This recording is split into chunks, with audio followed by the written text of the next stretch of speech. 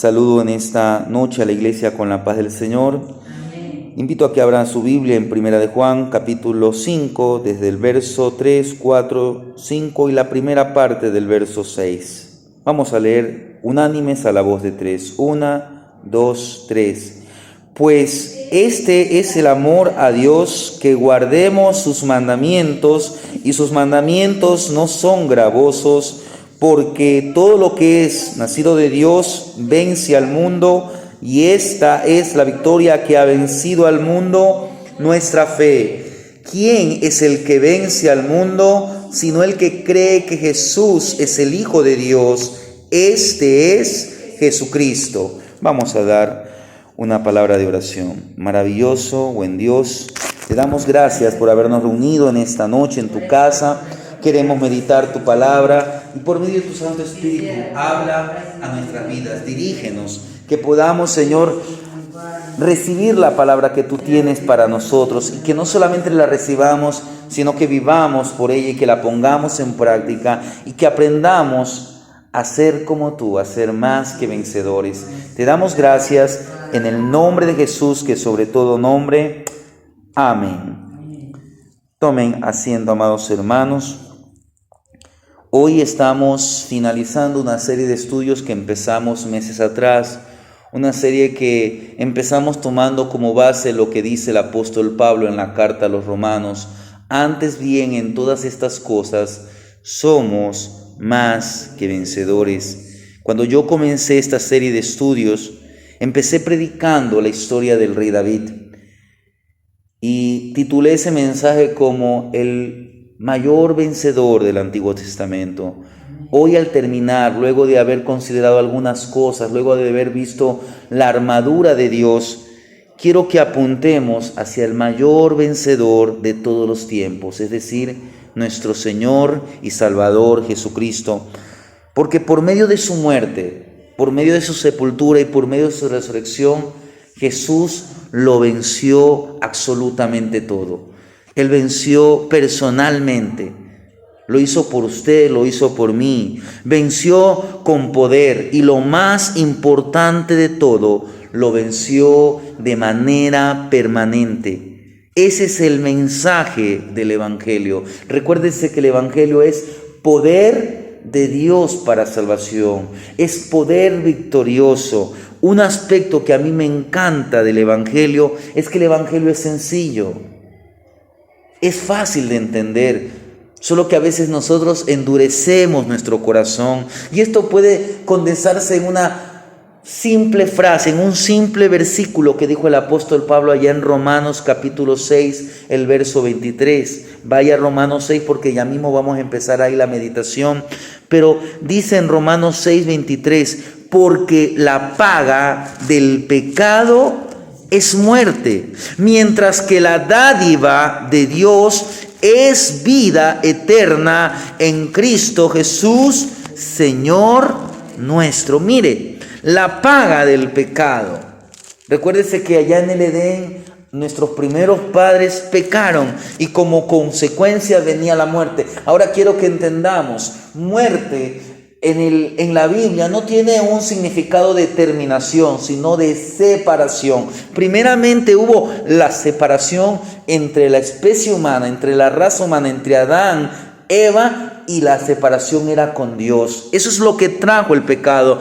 Pero mientras que la dádiva de Dios es vida eterna, el hombre estaba muerto en sus delitos y pecados. Por eso, aunque en este mes muchos están, y nosotros también como iglesia, conmemoramos, recordamos, miramos hacia atrás recordando que un día el Verbo se hizo carne. Pero en este mensaje, al cerrar esta serie de estudios, quiero que vayamos a la cruz, porque fue por medio de la cruz y por medio de la resurrección que Jesús proclamó victoria. Él proclamó victoria sobre tres grandes enemigos. Él venció al pecado, Él venció a Satanás y Él venció a la muerte. Y aunque nosotros estamos cada día, estos tres enemigos están presentes, nos rodean.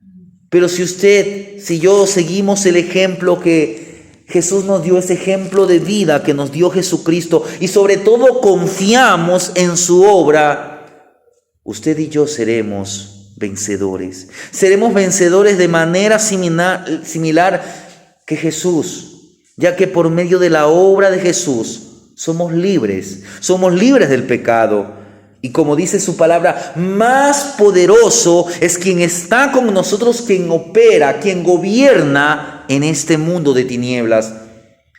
Es porque la resurrección de Jesucristo garantiza que quienes depositan, quienes entregan su vida a Jesús como su Señor, como su Salvador, serán parte de aquellos que participen de la primera resurrección.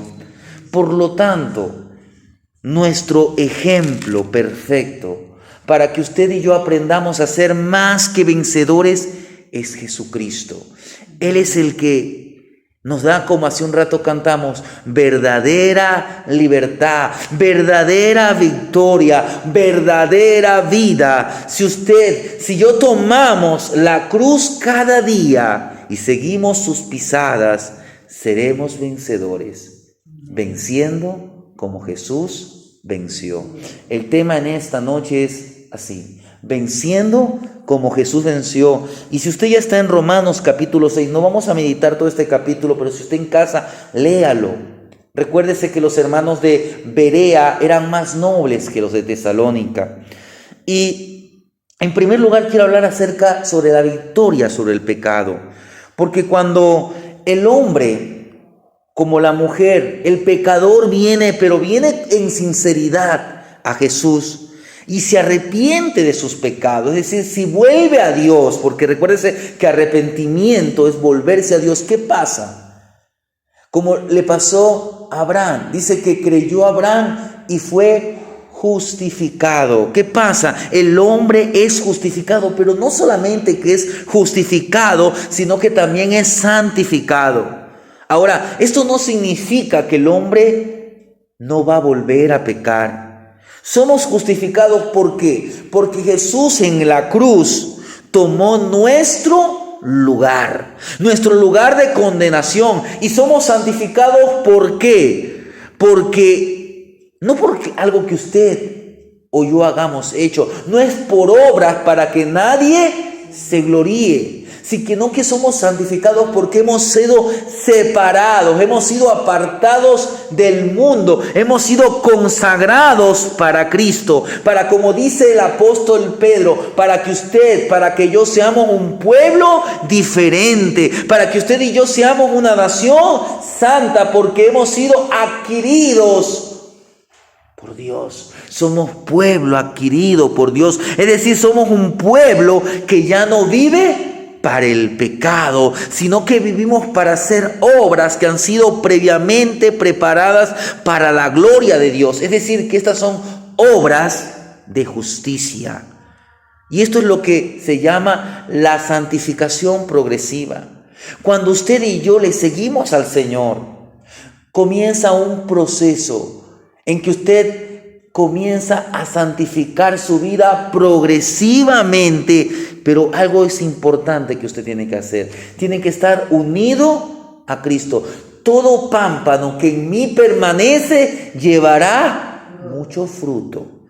Pablo dice en los primeros 7 versículos de la epístola a los Romanos, él nos habla acerca de muertos, ¿a qué? Al pecado. Mire, él al principio en el verso 1 hace algunas preguntas. ¿Qué pues diremos? ¿Perseveraremos en el pecado para que la gracia abunde? Y luego dice, en ninguna manera, porque los que hemos muerto al pecado. Mire, y luego ¿qué nos dice en el verso 6 y 7? Sabiendo esto, que nuestro viejo hombre fue crucificado juntamente con él, es decir, juntamente con Cristo.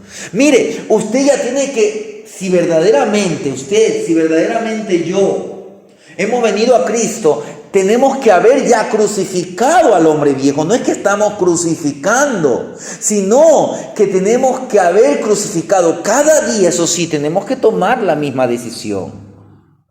Es decir, yo vivo para Cristo, he muerto al pecado. Dice, sabiendo que nuestro viejo hombre fue crucificado juntamente con él para que el cuerpo del pecado sea destruido, a fin de que no sirvamos más al pecado, porque el que ha muerto ha sido justificado del pecado. Entonces, hermanos, si realmente estamos en Cristo, nunca buscaremos que abusar de la gracia, sino que comprenderemos que así como el bautismo en agua, mire lo que dice el verso 4, hermana Magali, si puede leer el verso 4. Porque somos sepultados juntamente con él para muerte por el bautismo, a fin de que como Cristo resucitó de los muertos por la gloria del Padre, así también nosotros andemos en vida nueva. Mire, ¿qué es lo que Pablo aquí nos está diciendo? Aquí Pablo hace uso del bautismo en agua. Él ejemplifica, él ilustra la nueva identidad que poseemos en Cristo, donde hemos que sepultado al pecado, al hombre viejo, y hemos resucitado a una vida nueva. El bautismo, hermanos, no solamente es una confesión pública, sino que también es una representación externa, que hemos muerto con Cristo, que por lo mismo hemos sido sepultados con Él y que ahora hemos resucitado con Él para andar en vida nueva, vida de justicia y de santidad. Los versos 8 al 14 nos hablan ahora, si hemos muerto al pecado, estamos vivos, pero para Cristo. Tanto que el verso 8, mire lo que dice. Y si morimos con Cristo, creemos que también viviremos con Él. Mire el verso 10 lo que dice. Porque en cuanto murió el pecado, murió una vez por todos, mas en cuanto vive, para Dios vive. Así también vosotros consideraos muertos al pecado, pero vivos para Dios en Cristo Jesús, Señor nuestro. Verso 13, ni tampoco presentéis vuestros miembros al pecado como instrumentos de iniquidad, sino presentados vosotros mismos a Dios como vivos de entre los muertos. Y el verso 14 dice, porque el pecado no se enseñoreará de vosotros, pues no estáis bajo la ley, sino bajo la gracia. Mire, el cristiano no solamente que está muerto al pecado, sino que ha sido vivificado por el Espíritu Santo y ahora está vivo en Cristo. De la misma manera que Jesús murió y resucitó por el poder del Espíritu Santo, en este año hablábamos acerca de eso, aunque a veces no a fondo, pero recuérdese que en la resurrección de Cristo fue por obra del Padre, del Hijo y del Espíritu Santo. Todo en cuanto a la resurrección, a la salvación, tiene que ver el Padre, el Hijo y el Espíritu Santo, porque el Padre es Dios, el Hijo es Dios, el Espíritu Santo es Dios. Es verdad que Cristo fue a la cruz, pero tanto el Padre, el Hijo y el Espíritu Santo son salvadores, son el Salvador. Los tres actúan en nuestra salvación. Entonces, el poder del Espíritu Santo es el que resucitó, el poder de la resurrección. Y nosotros hemos sido resucitados. Y aunque verdaderamente que la resurrección del cuerpo es un evento futuro, es un hecho futuro, el poder de la resurrección es nuestro hoy. Es decir, que el poder que actuó en Jesucristo para la resurrección, el poder del Espíritu Santo es nuestro hoy. Nosotros tenemos al Espíritu Santo. Si yo procuramos vivir una vida de acuerdo a la palabra de Dios, es decir, una vida santa, hemos sido vivificados por la poderosa resurrección de Cristo. Y entonces cuando usted y yo somos conducidos por el Espíritu Santo, ¿qué pasa? El Espíritu Santo obra en nosotros, ¿para qué? Para llevar a cabo el propósito del Padre en nosotros. ¿Y qué va a pasar? Ahí va a pasar algo. El pecado queda reducido a impotencia. ¿Por qué? Porque usted y yo le resistimos. Recuérdese que el apóstol Pedro dice, resistí al diablo y él huirá de vosotros. ¿Pero por qué? Porque le resistimos bajo la dirección del Espíritu Santo. Le resistimos en eficacia. Le resistimos con eficacia para no presentar nuestro cuerpo como instrumento de iniquidad, sino como instrumento de justicia. Como dice el apóstol Pablo, estamos respondiendo a Dios como vivos de entre los muertos. Y por último, los versos 15 al 23 de este mismo capítulo del Romanos, ¿qué nos habla? En mi Biblia tiene como subtítulo siervos de la justicia o siervos de justicia. Mire, Pablo aquí, él dice, el verso 16, ¿no sabéis que si os sometéis a alguien como esclavos para obedecerle, sois esclavos de aquel a quien obedecéis? Más adelante dice el verso 17, pero gracias a Dios, que aunque eras esclavos del pecado, habéis obedecido de corazón aquella forma de doctrina a la cual fuisteis entregados y libertados del pecado, vinisteis ¿qué? A ser siervos de justicia. Mire, ya no estamos ¿bajo qué? Bajo el yugo de la servidumbre de nuestra naturaleza pecaminosa. Ya no estamos bajo eso. Usted va a decir, pero yo tengo una lucha, claro, porque todavía tenemos la naturaleza pecaminosa. Pero ya no estamos para servir a esa naturaleza pecaminosa, sino que estamos ¿para qué? Servir para Cristo. Como hemos visto anteriormente, el cristiano ahora debe ¿qué? Considerarse muerto al hombre viejo, a la naturaleza pecaminosa, y por lo tanto ya no debemos obedecer las órdenes de aquel amo terrenal, sino que ahora, como Cristo nos compró con su sangre, somos propiedad exclusiva de Él. Pero el Señor Jesús, Dios, es un amo bondadoso. El día sábado, si Dios permite, quiero hablar acerca de eso, de la bondad de Dios. Pero quiero decirle que Dios es un amo bondadoso. Él nos trata con amor, con cariño. Y hermanos, estamos para servirle. Pero ¿cómo servimos? De todo corazón, le servimos en amor. Y es entonces cuando usted y yo nos convertimos en siervos de justicia, siervos para su gloria. Y como dice el apóstol Pablo allá en 1 Corintios 6, no vamos a ir por el tiempo, pero es un versículo que usted lo conoce. Allá en 1 Corintios 6, los versos 19 y 20, Pablo dice que ahora nuestro cuerpo es templo del Espíritu Santo. ¿Ahora qué? Somos hijos de Dios. Continuemos. Ahora vayamos a 1 de Juan. Recuérdese que empezamos ahí en 1 de Juan, pero retrocedamos al capítulo 3. Vamos a tocar algunos versículos, porque ahora quiero hablar acerca de nuestra victoria sobre otro enemigo. Recuérdese que Cristo venció a la muerte, venció también a Satanás. Y mire lo que nos dice 1 de Juan 3:8. ¿Tiene mi hermana Magali? 3:8 de 1 de Juan. El pecado es del diablo, porque el diablo peca desde el principio. Para esto apareció el Hijo de Dios, para deshacer las obras del diablo. Mire, ¿para qué apareció el Hijo de Dios? Para deshacer las obras del diablo. Mire, fue en la cruz el lugar donde Cristo nos redimió. Cristo redimió a los hombres del poder de Satanás, porque Satanás mantenía cautivos a los hombres por causa del pecado. Pero en la cruz el Señor Jesús pagó por nuestros pecados. Él puso fin a todos los derechos legales.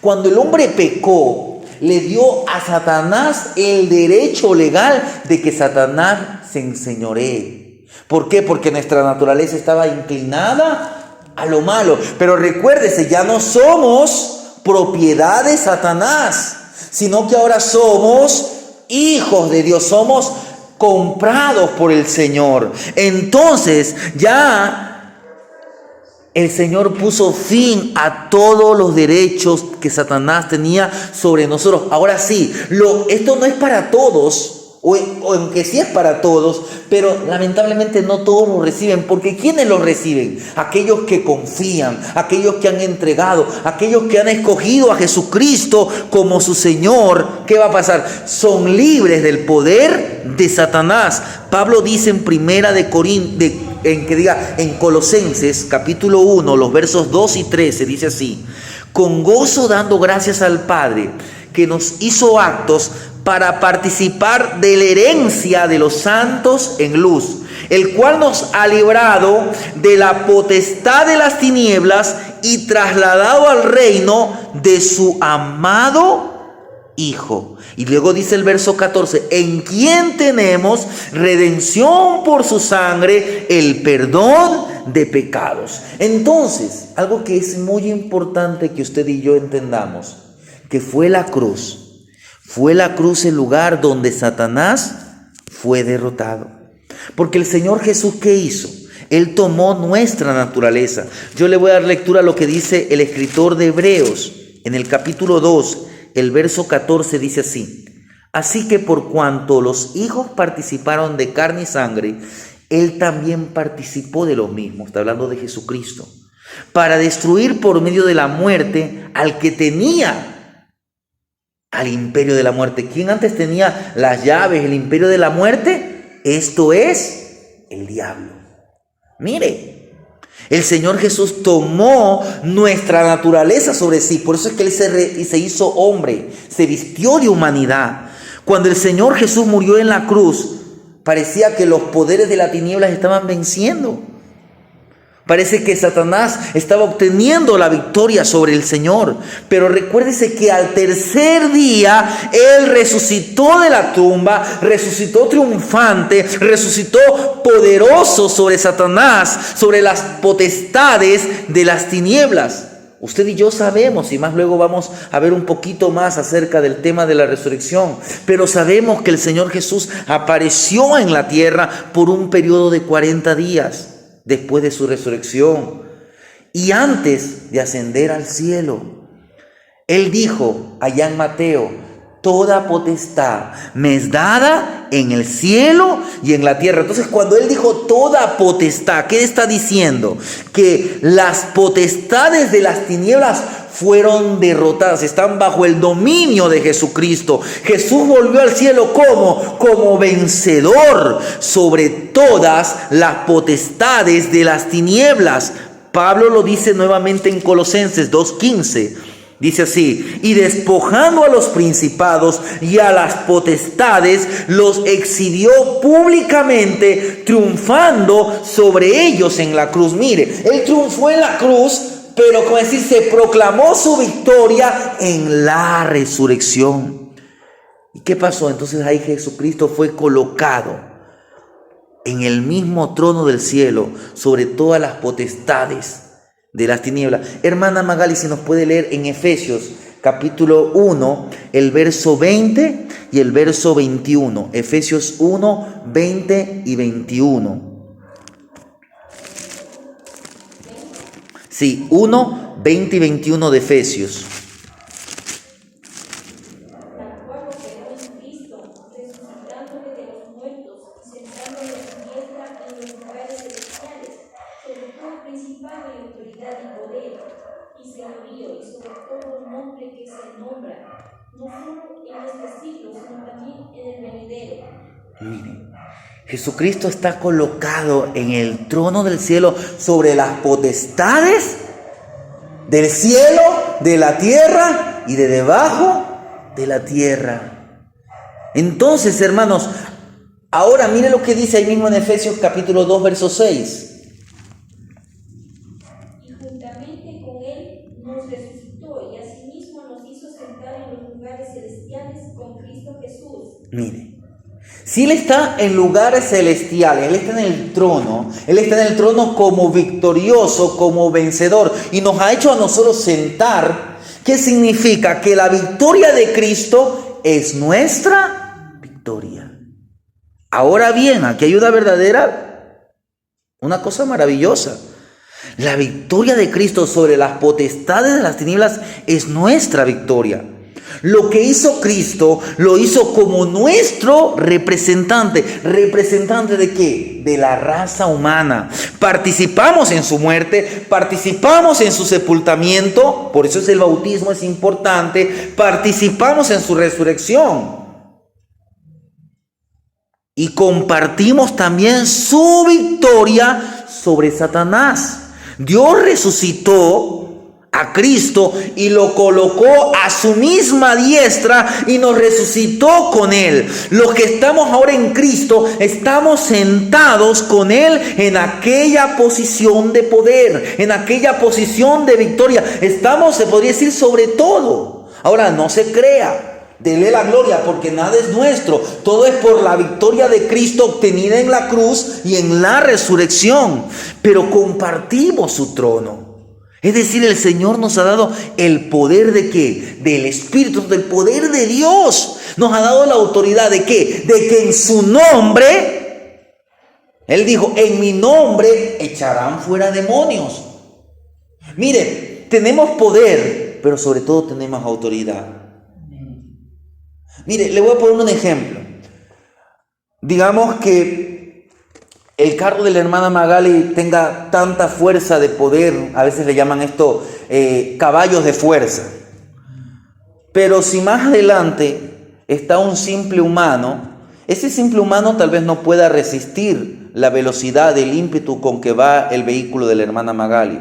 Pero si ese señor es un policía y él solamente, y mayormente un policía de tránsito, solamente hace con su mano alto, ¿qué tiene que hacer?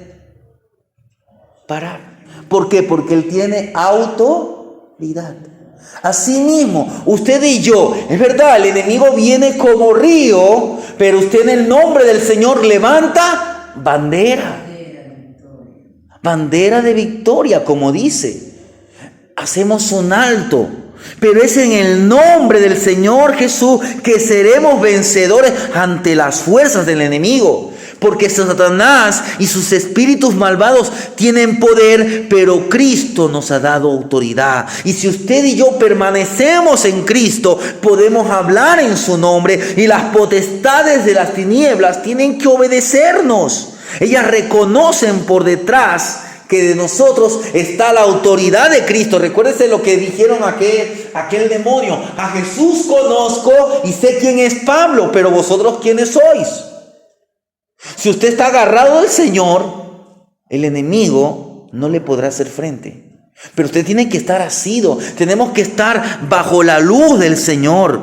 ¿Qué va a pasar? Las fuerzas del enemigo no podrán, porque ellas reconocen que la autoridad de Cristo está en nosotros.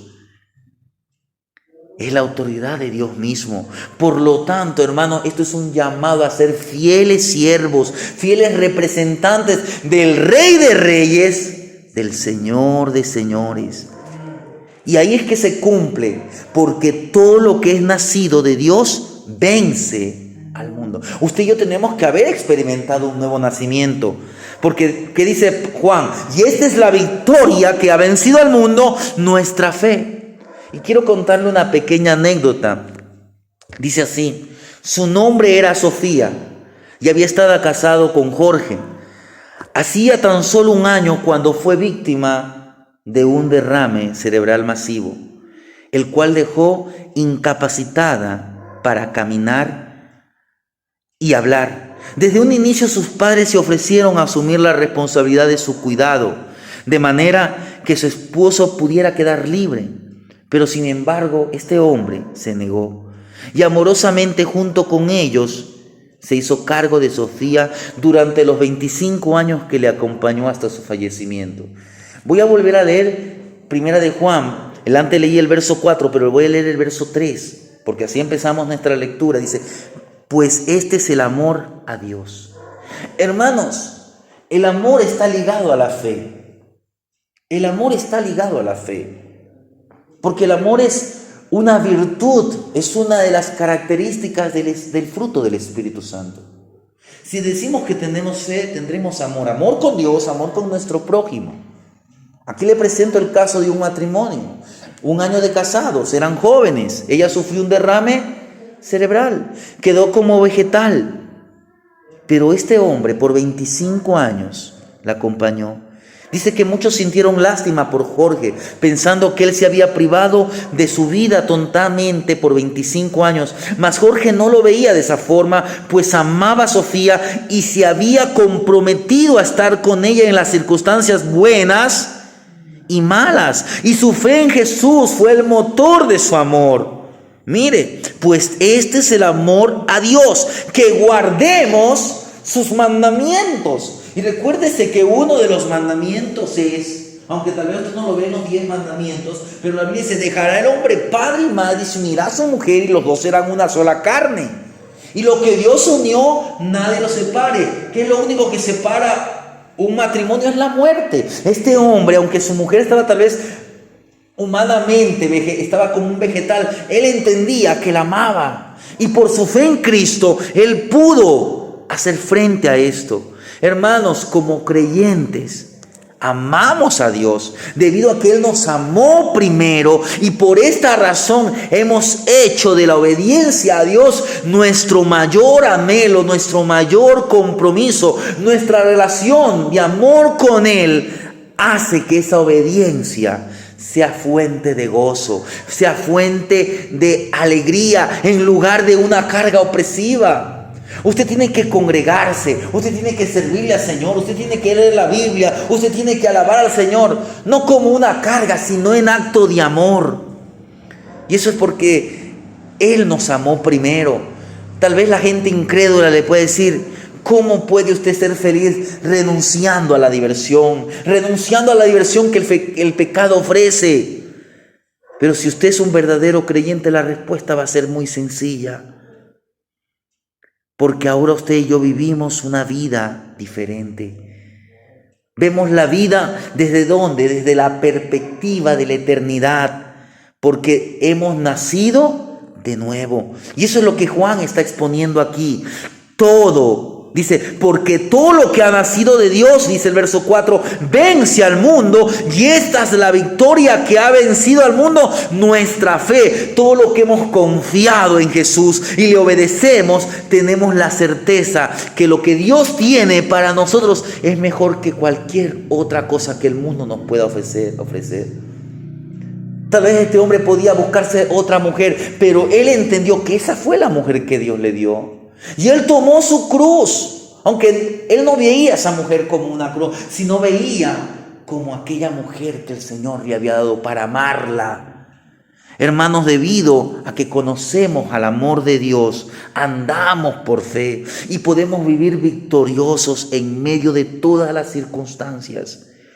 El verdadero gozo es el resultado de una vida rendida a Dios. Como cantamos hace un momento: todo a Cristo yo me rindo. Pero por último quiero hablar acerca de la victoria sobre la muerte. Hemos visto que el Señor venció el pecado, venció a Satanás, pero sobre todo venció la muerte, que ese es el postrer enemigo. Usted y yo, si Cristo no viene, un día vamos a morir. Está establecido que el hombre muera una sola vez y después de la muerte, el juicio. Pero en Cristo también somos victoriosos y venceremos a la muerte. Y si Cristo viene, no veremos la muerte como otros la han visto. Pero es importante que usted y yo entendamos. Y aunque no vamos a analizar todo este capítulo, le invito a que vayamos a un capítulo que nos habla sobre acerca de la victoria sobre la muerte, que está en Primera de los Corintios, capítulo 15. Aquí Pablo habla acerca de la resurrección de los muertos. Mire, es importante que el cristiano entienda acerca sobre la victoria sobre la muerte, porque tal vez, y yo creo que es normal como seres humanos, que la muerte cree un temor. ¿Por qué? ¿Por qué la muerte crea temor? Y es un temor grande. Porque usted y yo fuimos hechos primeramente, al principio, antes del pecado, fuimos creados ¿para qué? Para vivir eternamente. Cristo venció tanto al pecado, a Satanás y a la muerte, pero sobre todo a la muerte. ¿Por qué? Porque el donde venció al pecado, a Satanás y a la muerte fue en la cruz, fue cuando Él murió. Y es muy importante su muerte. Pero si Cristo no hubiera resucitado, vana sería nuestra fe, como lo dice aquí en 1 Corintios 15. Recuérdense que los hermanos en Corintios parece que estaban teniendo dudas sobre la resurrección. Y hasta hoy muchos que asisten a una iglesia evangélica dudan sobre la resurrección. Hoy eso está mirando desde otra perspectiva, como que si ese evento nunca sucedió. Si Cristo no hubiera resucitado, vana sería inútil tal vez nuestra fe. ¿Por qué? Porque hubiera sido la muerte de un mártir más. Pero como Cristo resucitó, nuestra fe es victoriosa. Y así como Jesús venció a la muerte y resucitó, en el futuro, usted, yo, los muertos en Cristo, como Pablo dice, resucitarán primero. Y los creyentes vivos serán transformados a un cuerpo semejante al de Jesús en su resurrección. Por tanto, es importante siempre repasar la verdad de su resurrección. Y para ello le quiero contar una anécdota un poco larga. Es probable que usted se haya visto la película Jesús. Es una película que en Semana Santa la pasan. Es una película de los años 70. Y quiero relatarle brevemente una anécdota de un libro llamado, este libro se llama Deepening Your Conversion with God, o que sería en español Profundizar tus conversaciones con Dios. Este libro fue escrito por Ben Patterson. Ben Patterson trabajó con misioneros y un día un grupo de misioneros llegaron a una isla. Y esta isla se podría decir que eran de personas que nunca habían tenido contacto con la civilización. Pues ellos llegaron a hablarles el Evangelio. Habían podido traducir esta película Jesús al idioma de los habitantes de esa isla. Pero estos habitantes en su vida habían escuchado acerca de Jesús, en su vida habían escuchado acerca del Evangelio y ni siquiera en su vida había visto una película. Entonces iba a tener una primera experiencia en muchos ámbitos. Bueno, le empezaron a proyectar en una noche la historia acerca de Jesús.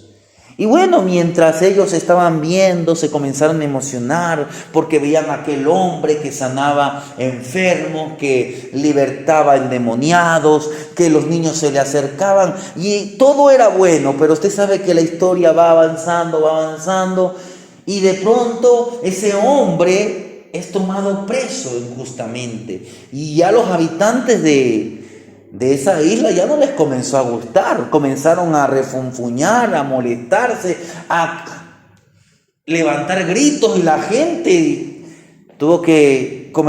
comenzó a mirarlo al que estaba proyectando la película porque les parecía algo injusto que a este hombre lo tomen preso. Entonces tuvieron que hacer una pausa, el misionero tuvo que explicarles que la película todavía continuaba, que todavía faltaba más de la historia, que permitan que la historia se desarrolle. Bueno, pero usted sabe que la cosa se pone más difícil. Más adelante a este pobre hombre le dicen que lo van a crucificar y lo llevan a una cruz, le meten clavos, le ponen una corona de espinas, la gente lo insulta y la gente nuevamente se comenzó a molestar.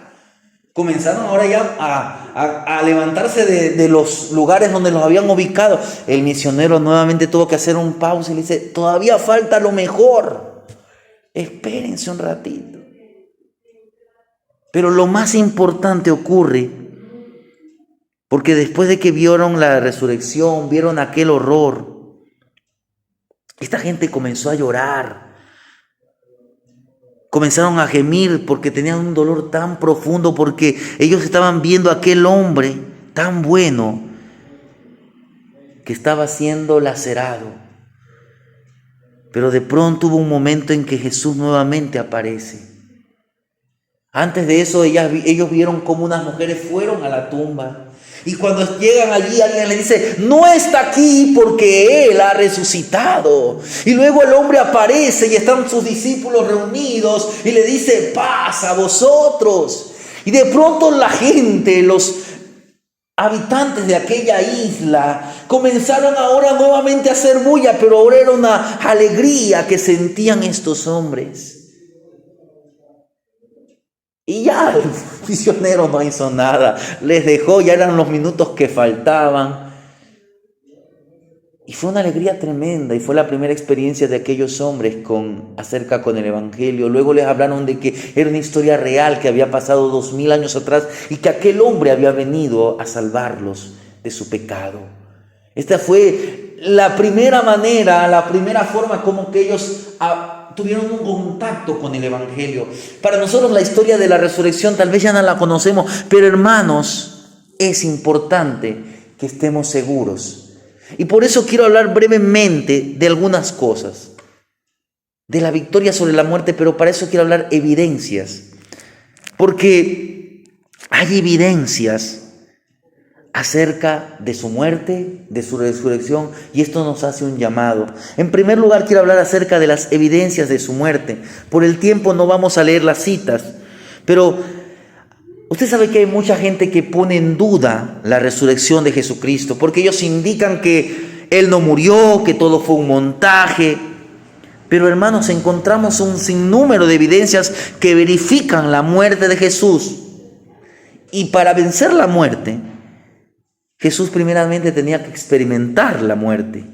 ¿Y cuáles son las evidencias? Por ejemplo, si en casa usted lee Lucas 23, 48, ahí dice lo siguiente, dice: y toda la multitud de los que estaban presentes en este espectáculo, viendo lo que habían acontecido, se volvían golpeándose el pecho. Mire, en primer lugar, la muerte de Jesús se tomó cerca de 6 horas y fue presenciada por cientos o por miles de personas, como acabo de leer en Lucas 23, 48.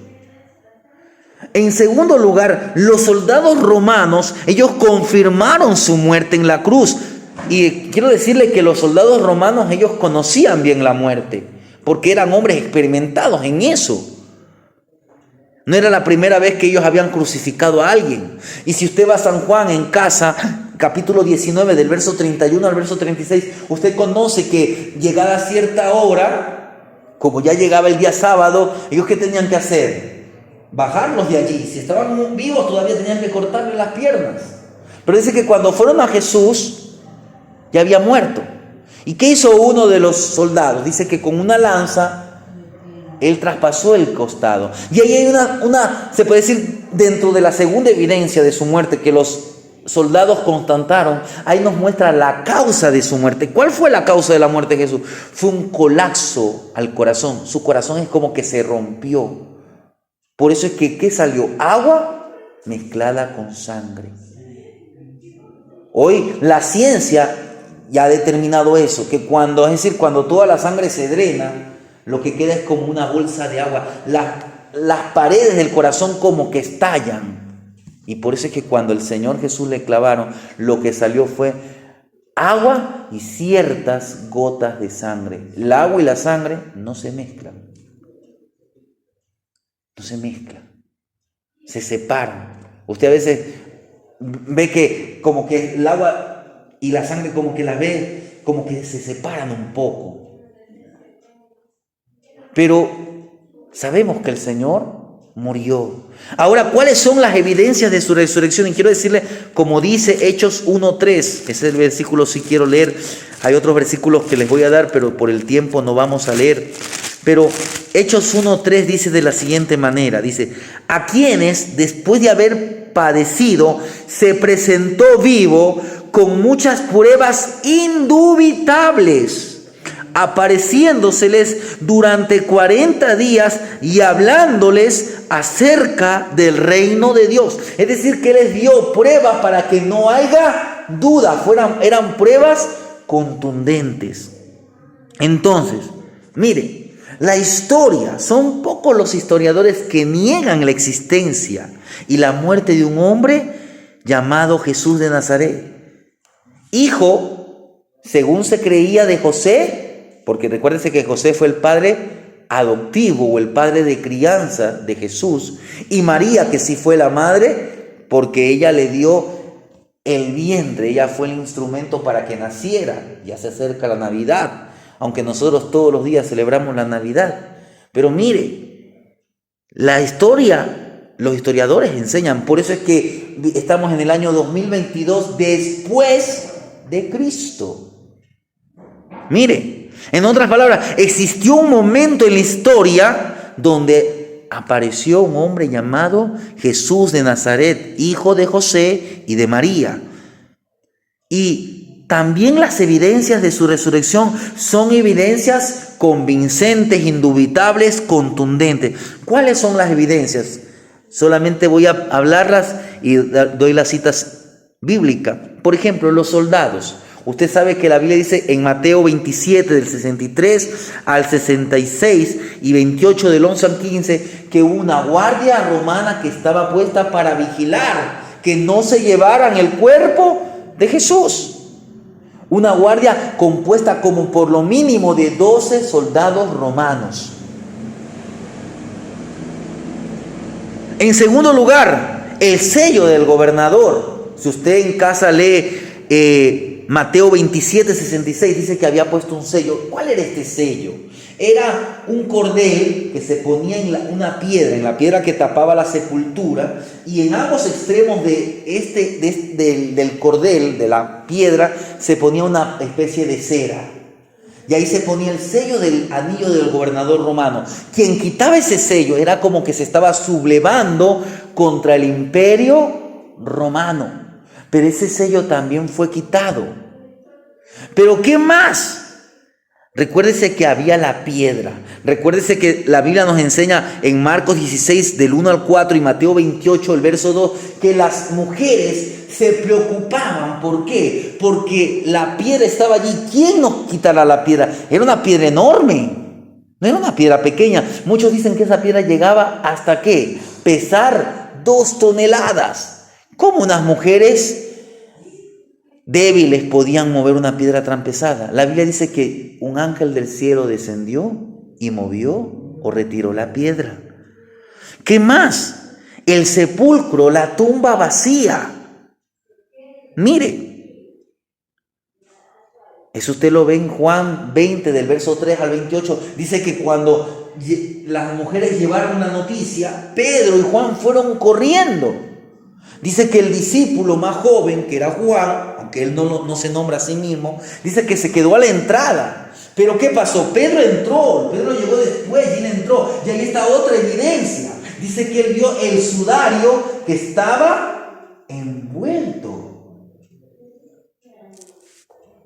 El sudario estaba envuelto. Alguien lo envolvió. No fueron los soldados, no fueron la mujer, no fueron los ángeles. Dice que cuando vio esto, comenzó a gozarse Pedro. Y no solamente eso, como le dije, la tumba estaba vacía. Mire lo que, este versículo sí le quiero leer, que está en Hechos 26, 26. El sudario era como una especie de sábana, ya, con la que se le tapaba la cara y se le tapaba por detrás. Supuestamente ese sudario lo tienen los monjes en Turín, pero muchos dicen que ese sudario es falso. Lo más probable es que eso fue destruido, eso se desapareció, pero eso era el sudario. Pero mire lo que dice Pablo, dice esto en Hechos 26, 26. Pero el rey sabe estas cosas. Aquí Pablo está con el rey Agripa, delante de quien hablo con toda confianza, porque no pienso que ignora nada de esto, pues no se ha hecho esto en algún rincón. Mire, ¿qué es lo que Pablo le está diciendo? Rey Agripa, usted conoce que lo que le estoy hablando es cierto, porque hay evidencia. No fue hecho en algún rincón, fue hecho en la ciudad de Jerusalén. Y recuérdese que la tumba estaba afuera. En los tiempos de Jesús, en los tiempos que Pablo escribió, la ciudad de Jerusalén no había sido destruida. En otras palabras, esa tumba seguía vacía. La gente podía decir, vamos a ver, dicen que el tal Jesús resucitó. Y ahí estaba la evidencia. Y por último, los cientos de testigos, como dice, volviendo a 1 Corintios 15, el verso 8, mire lo que dice, si tiene mi hermana Magali, 15:8 de 1 Corintios, mire lo que dice desde el verso 5. Sí, de Primera de Corintios. ¿Sí? Sí, 15 del verso 5 al verso 8. Y que apareció a Cefas y después a los 12.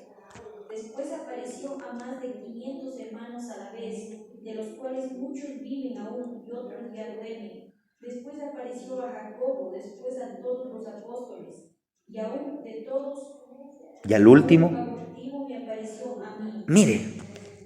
Entonces aquí Pablo está presentándonos una tremenda evidencia. Los cientos de testigos que lo vieron. Recuérdese que Tomás, él dijo, si yo no veo, no creo. Ahí también tenemos otra evidencia, las llagas. ¿Por qué?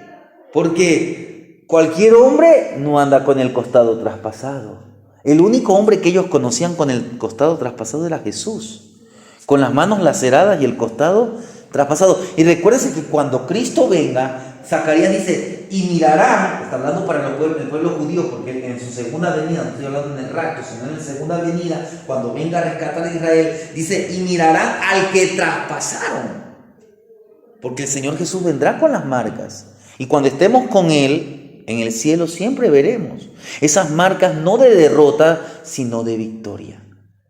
Entonces, hermanos, tenemos tantas evidencias. Pero como le decía, son las últimas citas. Mire lo que nos dice aquí mismo en 1 Corintios 15, 57.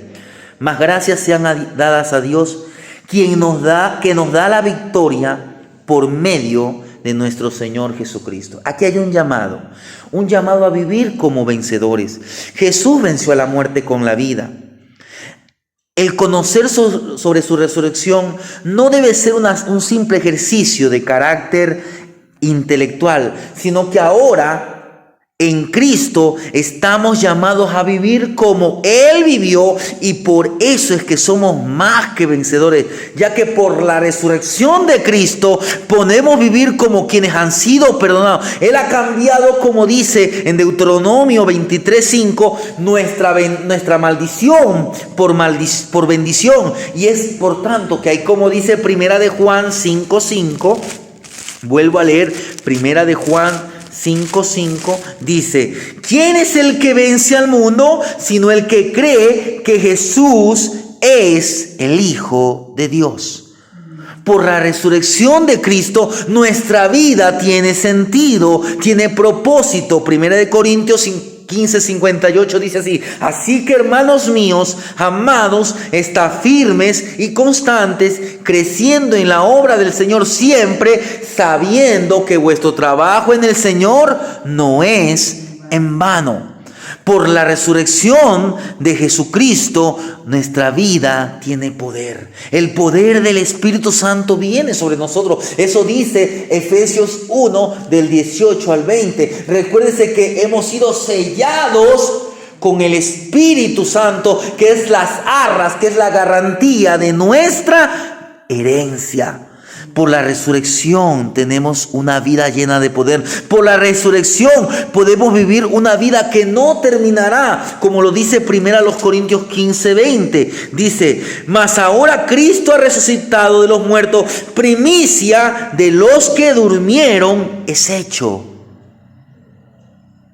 Recuérdese que Jesús le dijo a Marta, a María, cuando estaba Lázaro: yo soy la resurrección y la vida. El que cree en mí, aunque esté muerto, vivirá. Entonces, hermanos, todas estas bendiciones nos alientan, nos fortalecen, nos encaminan a vivir como Cristo, a vivir el ejemplo, ese magnífico e incomparable ejemplo. Y tenemos al Espíritu Santo que mora en nosotros, y Él nos ayuda ¿para qué? Para que podamos imitar. Nosotros somos imitadores de Cristo, somos cristianos, uno que imita a Cristo, uno que sigue, uno que asimila el carácter de Cristo por medio del Espíritu Santo. Entonces ahí se cumple lo que Pablo dice: antes en todas estas cosas somos más que vencedores por medio de aquel que nos amó, como lo dice ya en Romanos 8, el verso 37.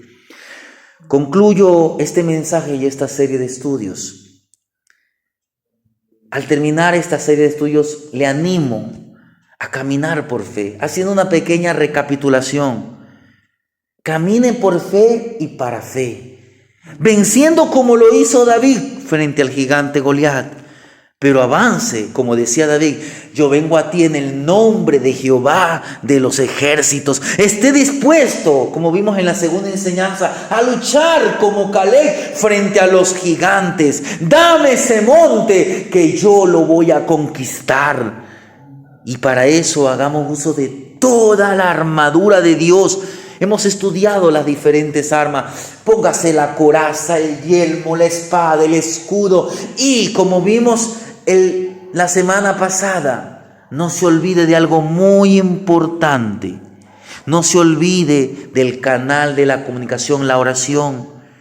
¿Por qué? Porque de esta manera usted y yo podremos vencer. ¿Qué podremos vencer? Podremos vencer la debilidad, el engaño, la maldad, la ansiedad, el temor, la confusión. Eso sí, siempre bajo las órdenes ¿de quién? De nuestro Señor. Por eso es importante la oración. Recuérdese que la oración es la radio que tenemos, es el canal de comunicación para recibir las órdenes de nuestro comandante en jefe, el Señor Jesucristo. Pero recordemos que un día habrá recompensas. Recompensas para los vencedores. Por el tiempo no podemos leer todos los versículos, pero si usted en casa lee Apocalipsis 2 y 3, por ejemplo, el verso 7 dice: el que tiene oídos oiga lo que el Espíritu dice a las iglesias. Al que venciere le daré a comer el árbol de la vida eterna. El capítulo 3, el verso 12 dice: al que venciere yo le haré columna en el templo de mi Dios. Mire, dice el verso 5 del capítulo 3: al que venciere será vestido de vestiduras blancas. Dice el capítulo 2, el verso 26: al que venciere y guardare mis obras hasta el fin, yo le daré autoridad sobre las naciones. Por último, en el capítulo 21 de Apocalipsis, el verso 7 dice así: el que venciere heredará todas las cosas, y yo seré su Dios, y él será mi hijo. Cada día, por medio de la guía del Espíritu Santo, avance en la carrera de la fe. Avance siguiendo el magnífico ejemplo que Cristo nos ha dado. Es así como usted y yo aprenderemos a ser más que vencedores, venciendo como Jesús venció. Amén.